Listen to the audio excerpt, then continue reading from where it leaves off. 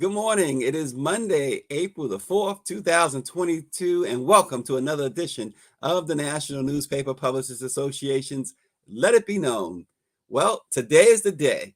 The Senate Judiciary Committee on the anniversary of the death of Martin Luther King Jr. is set to vote on advancing the confirmation of Judge Ketanji Brown Jackson to the Supreme Court before sending it to the whole committee.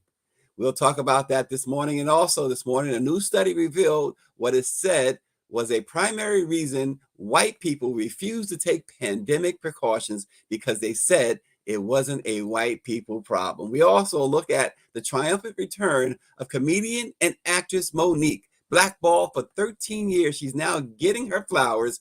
And also, Tiger Woods might be playing on golf's biggest stage this week at the Masters. All that and more this morning with Barrington Salmon, NMPA writer, and also the Baltimore Times' Paris Brown. Good morning. Good morning. It's good to see you both. Listen, today is a big day on Capitol Hill. We'll start with you, Barrington. Judge Jackson, after a week of public hearings, lawmakers will vote today on advancing her confirmation. Of course, today, if she's advanced in this split Senate, it goes on to the full Senate vote. Barrington, what do you expect today? It's 11 Democrats, 11 Republicans on this committee.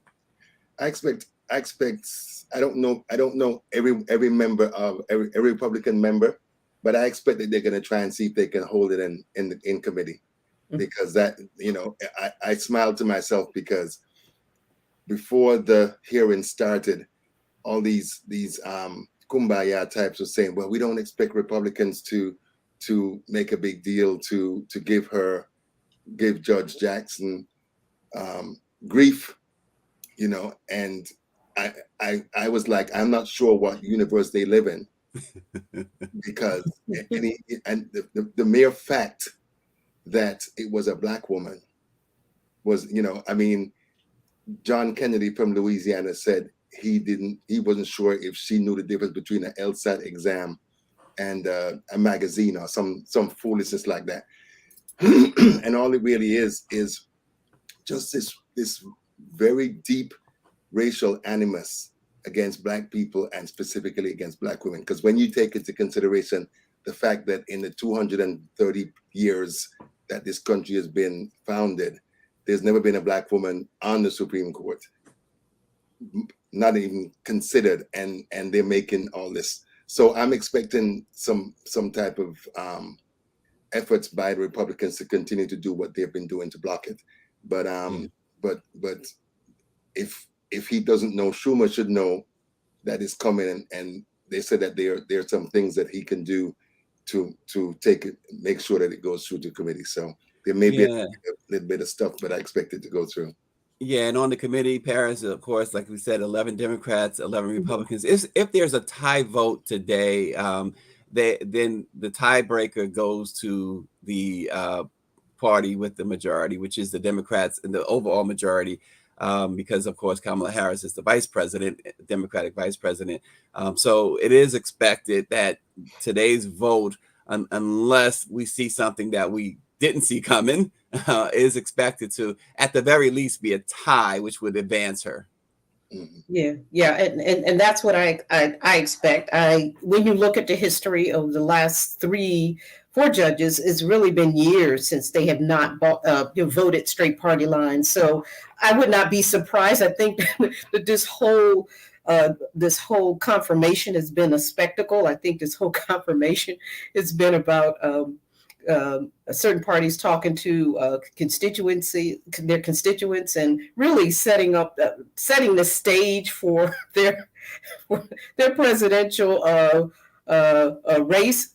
It was almost like who could be the most ridiculous, and who could closely align with our former president in terms of just that some of these things were really outrageous. I think that they came face to face with a educated, powerful, and highly qualified Black woman. Like, how do you deal with that? They had no precedent. They didn't even know what to do with this woman, and quite frankly. But do I expect? I would not be surprised if it was split 11-11 and it had to go to the Senate floor.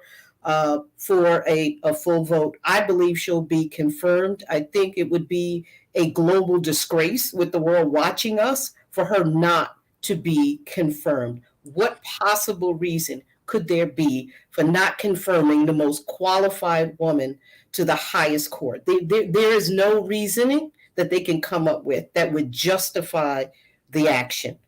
Well, let me just go back to you on that, Barrington, because Paris said it would be a national embarrassment. Are these folks? Do they care about being embarrassed? And, you know, we, and I say the global we keep on expecting these silly, hollow little men to act with integrity, to act with honor. And I don't know why we keep on expecting that. The spectacle was the clown at Mar-a-Lago that they elected in 2016, and everything that's come since. I mean, look at Lindsey Graham.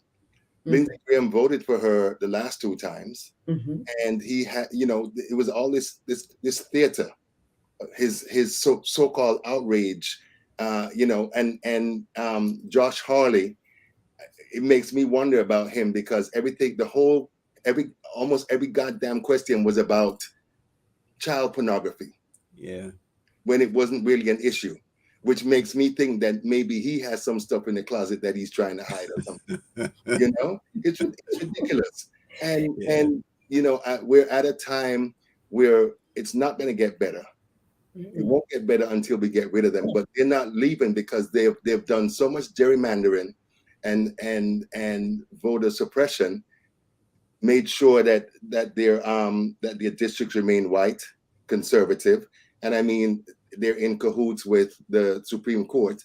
So unless something magical happens, it's not going to change. And all of this, as we've talked about before, Stacey, is fear of a black planet. Yeah.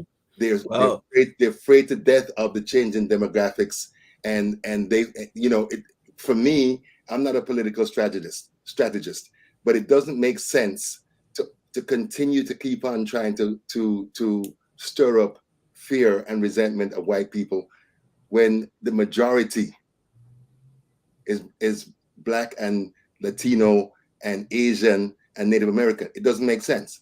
Barrington, every time somebody gives me a Public Enemy reference on the show, it makes my day. Chuck D all the way. Fear of a Black Planet. I love it. Paris, so we talked a little, and just briefly, we talked a lot about this last week when we saw as those senators attacked Judge Jackson, and of course, last week was the big controversy over the so-called slap over Will Smith's quote unquote protecting his woman. Where was those protecting this Black woman? Hello. It was Cory Booker. He was just amazing. And I went back and looked at his comments and how he talked about how they pulled out pieces. You know, in the Bible, people pull out pieces to benefit them, and how they literally pulled apart her cases to make a case, which really wasn't even, it had no merit. Yeah. They really tried, and they made themselves look so foolish in doing it. I think Barrington would have been the one who walked up and slapped Senator Graham or Cruz. He would have been the one. He was the only one. That deserved the slap. He would be the only one. I know. Because the first one who's getting pimp slapped is Ted Cruz. Oh my goodness. And then walk down the line. I'm serious. Going in line. Hey, Barrington, David Youngblood, I think he kind of digs that pimp slap. David, right? But Barrington, Ted Cruz, and there's the picture held up that book. Yeah. You know what's ironic about that? Other than this crazy thing about critical race theory, ironically, the book, thank you, Ted Cruz, I'm sure the author is saying is shot to #1 on the Amazon chart. Absolutely. Sold out. Yeah. But Malcolm said it decades ago that the least protected person on the planet is a Black woman. And, shame on us as Black men to let them fools do and say what they did. And the only one to respond was Cory Booker. Stacey, we talk about this all the time. I don't understand Democrats. They don't want to lead. They're acting like they're still the minority. And they're doing everything they can to not offend people who are already offended, that it doesn't make a difference whether you offend them. They hate you anyway. They're not going to, all of the comity and all of the qualities of of Congress, where they said that you would debate, there was respect and friendliness, and none of that's there anymore. Yeah. Democrats are playing by a rule book from 1950, and Republicans are scorched earth. Yeah. It doesn't make any sense. Yeah. Paris, do you remember the movie Head of State with Bernie Mac and Chris Rock? And I'm thinking about Barrington in that chambers, just like Bernie Mac walked in and started smacking everybody. That's Barrington smacking everybody. Listen, guys, a new study from the University of Georgia School's psychology department, published on Social Science and Medicine, found that white people surveyed in the United States in the fall of 2020 cared less and were even more likely, I should say, to shun pandemic safety precautions after learning about the disproportionate ways it impacts Black communities and other communities of color. The author wrote, when white people in the U.S. were more aware of racial disparities in COVID-19, they were less fearful of COVID-19. In other words, they said they found evidence of less empathy for people who are vulnerable to COVID-19. And they also found that white people said, well, that's a Black person's problem, COVID-19, not ours. Thus, you saw less mask wearing, less inclination to get vaccinated, etc. Go ahead, Paris. I'll let you start. Well, when you look at, had a chance to go back and just look at the numbers, while they were believing that, they had the highest numbers last year in January. And I mean, exceeded even Blacks in terms of those that were dying of COVID.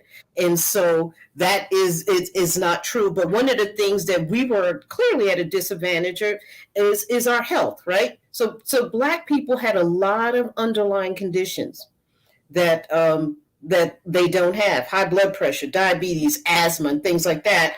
And so I think that in stating that, we have to look at also factors in medical inequity and access to care. A lot of things that affected us and probably affected our numbers. But here's the thing, though, and what you just said is absolutely true. But this survey, this study at the University of Georgia found that because white people felt like, okay, all of that, they knew all of what you just said. Because of that, they're like, okay, the heck with it. We're not going to take any precautions. We don't need to. It's their problem. It's a Black problem. Barrington, that's just troubling. It's called fake news. They don't believe it. But Stacey, I don't know why it's troubling, because we know the monster, the beast that confronts us. They give us examples every day of their lack of care, concern, compassion for Black people. So why are we, I'm not shocked. And we've talked about it before. Professor Jonathan Wetzel's book about dying from whiteness. They are more concerned with maintaining the power and prestige and privilege of being white. They said that they prefer to die rather than give access to Blacks, Latinos, Native Americans, to education, housing, health, and that type of thing. This is the reality. What we need to be doing is figuring out ways to get around that. Yeah, well, we do, because I mean, look at, I think if last time I checked, like 13 states, Republican-led states, have refused to get Medicare. And the government said that they pay for the first like 2 or 3 years 100%. Mhm. They still said no. They And said no. it's their people. It's white people who are dying. Yeah, but let me ask you this though. So they understand, okay, black people got COVID in their minds, right? They understand all of that. But why are you not protecting, even with that, why are they not protecting themselves by at least wearing a mask? They didn't want to wear a mask, Paris. Well, maybe Going back to what Barrington said, there are a couple of things here. And one, and going back to the Medicaid thing, is really interesting. When you look at public assistance, the largest majority of people on public assistance is not Black people. When you look at the numbers, and so again, thinking that okay, Medicaid is a Black thing, right? Thinking that public assistance is a Black thing, and there's no difference. They think COVID is a Black thing, right? So, and so it doesn't make sense. And you and I know they the science. They don't listen to the science. They don't listen to the science of it. And so again, this whole thought process that these are Black people things, right? So they're not our things. So we don't have to wear masks. And no, and you're right. And it's to their disadvantage because of that thought a process that it's a Black thing. Yeah, we go ahead, Barrington. I've seen polls of them asking white people, do you support the Affordable Care Act? Oh, yeah. Do you support the Obamacare Act? No. Same thing. Same thing. So the animus, yeah. It's funny because my wife Mimi, we talked about it. She said she had a friend who she talked to right after Obama won.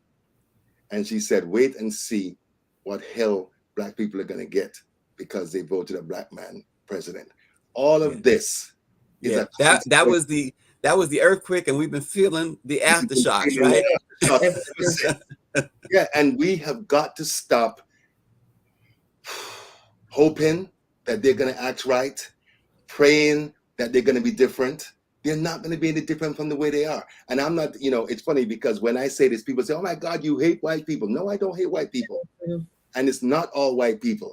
No, because in fact, but Barrington, I'm sorry to cut you off, but that's a great segue to what I'm about to introduce next. And that a lot of times, or at least sometimes, right, we do it to ourselves. The case of Monique, the comedian and actress who had been blackballed for 13 years by none other than Lee Daniels, Oprah Winfrey, and Tyler Perry. Well, they have now reconciled.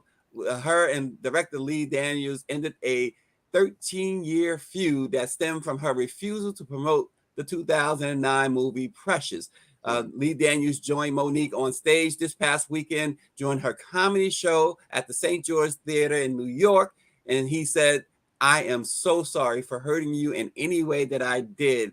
They hugged, they kissed, they exchanged I love yous. He said he called her, he said she was once his best friend. Yeah. Now, first and foremost, this is great, right? Especially in the wake of what we saw with Will Smith and Chris Rock. It's a great look right there, the picture, and it's a great reconciliation. But here's my thing, and I'll start with Paris on this. They cost this woman millions of dollars. Repair that. How do you repair that? I don't know that you can't. I can't imagine being in her position. It must be hurtful. It hurts when a white person does it, but I mean, to have our own do it to us is very difficult, especially when they're really close. I can't imagine what she went through. And I can't actually even recall anyone that came out in support of her. I know there are a lot of people in opposition when she wanted to request certain money or felt offended by the money she was getting. There are very few people that came out, and you talked about Barrington. We're the men with our back. I can say that thank God for grace. And I'm so glad that they publicly reconciled. And this really should be a testament of what we need to do. What we need to do. Because But 50 it's Cent, not a 50 lot of Cent us, really, right? listen, let's give credit where credit is due. 50 Cent was the one who set these wheels in motion. He demanded this. And Barrington, you might remember the infamous interview that Monique did a couple years ago with Steve Harvey. Yeah. And Steve Harvey basically told her, Steve Harvey's a clown, because Harvey he said to her, you need to go after the money.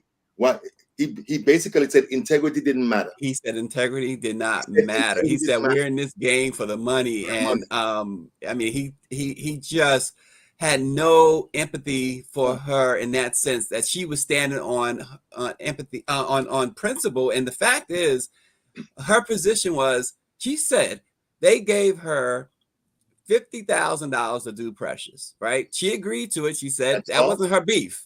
That's all? That's all. It's exactly right. That wasn't her beef. Her beef was they wanted to send her all over the world to promote this without paying her.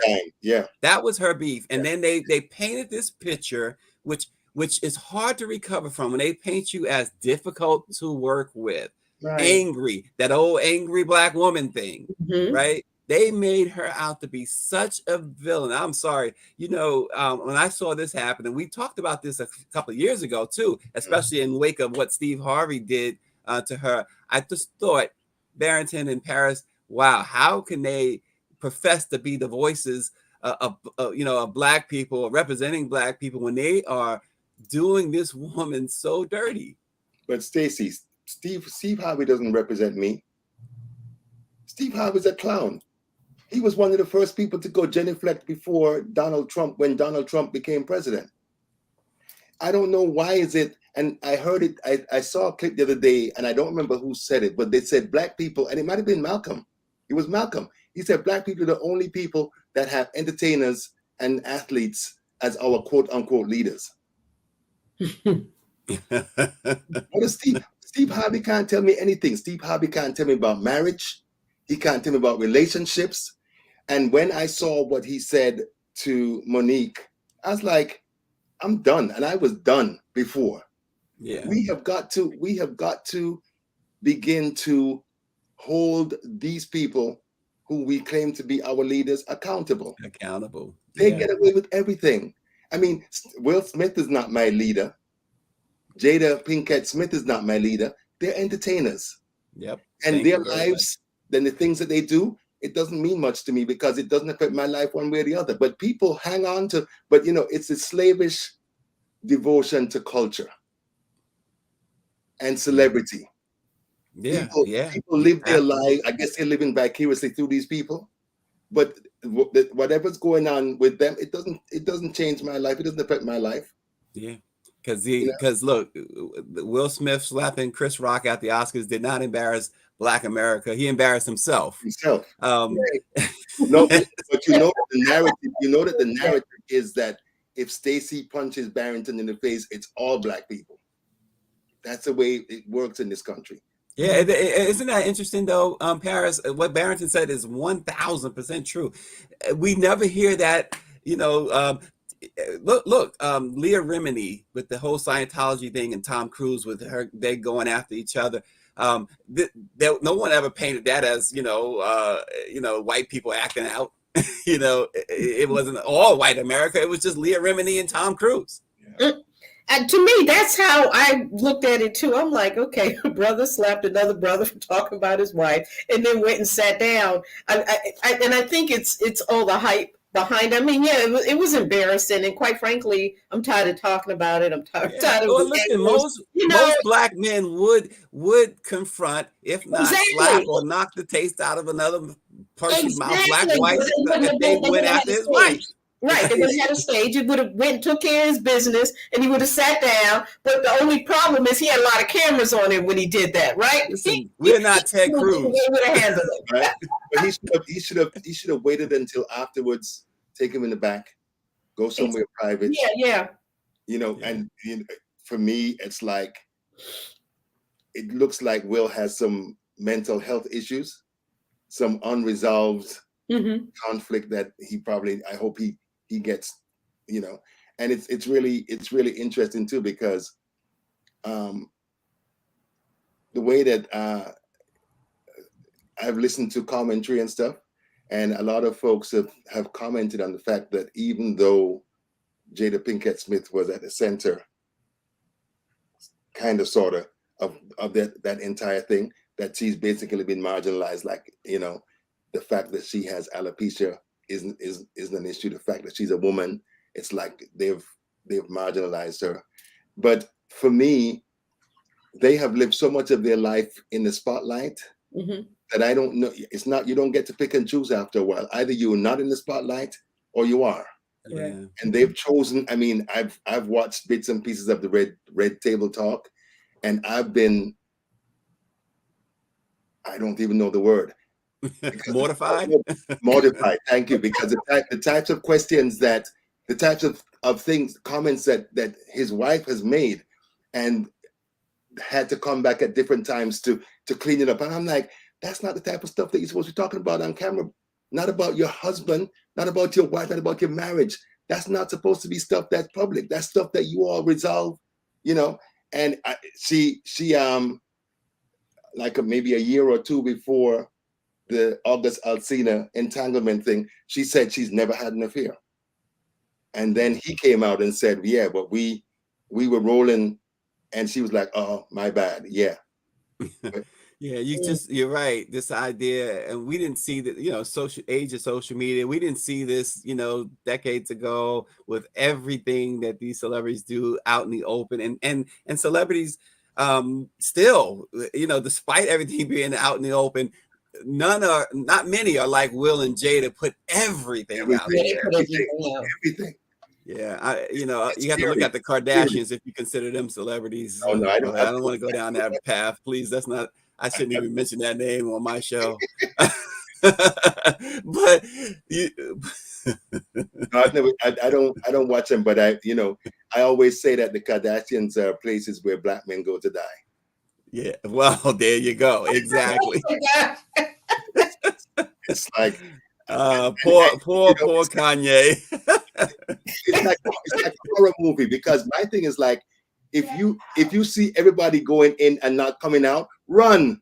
Get out. Get out. As Neiman just said, get out. But they you know, they think, well, oh yeah, I got it. I'm good. Why? He said, Paris, he said, where black men go to die. Yeah. No, I'm serious. Chris Humphrey, Tristan Thompson. Oh, you know, Barrington, we don't have enough time in the day to run down a list of. Wow. Anyway, to listen, a great thing happening this week, potentially happening this week. 5-time Masters champion Tiger Woods said it will be a game time decision on whether he will compete at the 2022 Masters, which begins Thursday at Augusta National. He says, I will be heading up to Augusta today to continue my preparation and practice. You know, it was just a year ago, Tiger Woods, even as he recovered from back surgery, multiple back surgeries, had a horrible accident that he thought he was going to lose his leg. When all was said and done, his family thought he was going to die. And here we are a year later. He's about to tee off Thursday in the biggest tournament of the year, the Masters, seeking his 16th major championship. It's quite the story, quite the comeback, Barrington and Paris. Paris, you want to start us off on Tiger Woods? Well, I hadn't been following the stories, but you know what? We support him. He has the skill, right? And so he just needed to recover from it. I wish him well. Yeah. I wish him well. I hope he's not in any pain. Fortunately, I don't think you get you know, issues concerning taking medication, right, for any pain. But I wish him well. He always makes us proud, and today and this week, I believe he will make us proud again. Barrington, thoughts on Tiger Woods' unbelievable comeback? Yeah, it really is. I love him. I love him because he is a supreme talent. Mm-hmm. He may not be as great a person as a human being, but he's a fabulous talent. I like the idea of people who look like me taking over sports or taking over spaces and doing things that, if given the opportunity, we can show our ability. I'm thinking that it's going to be great, him being there. I don't think he's going to win, although we should never discount his will to win.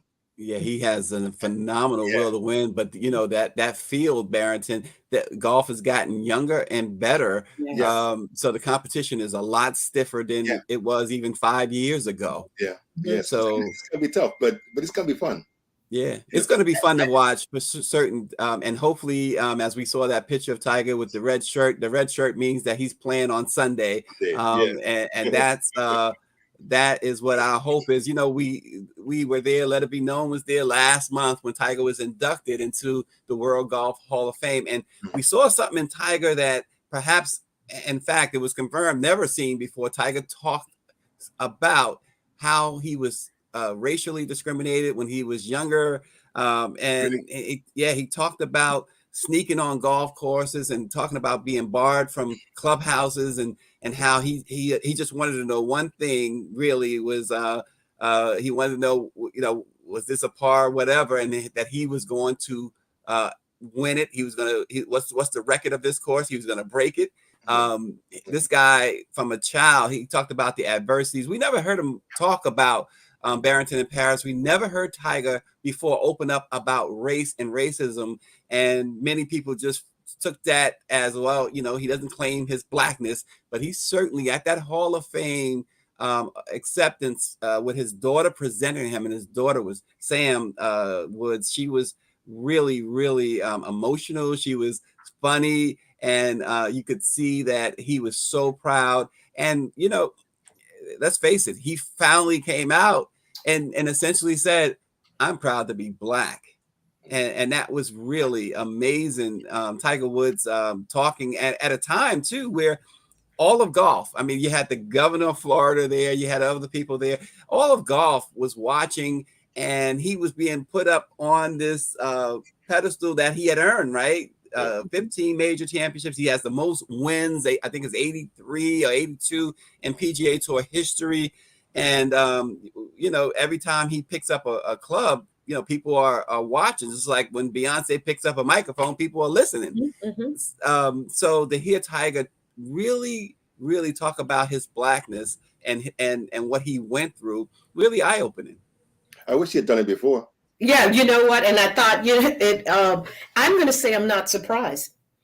You cannot be the only one in that field and not feel it. Yeah.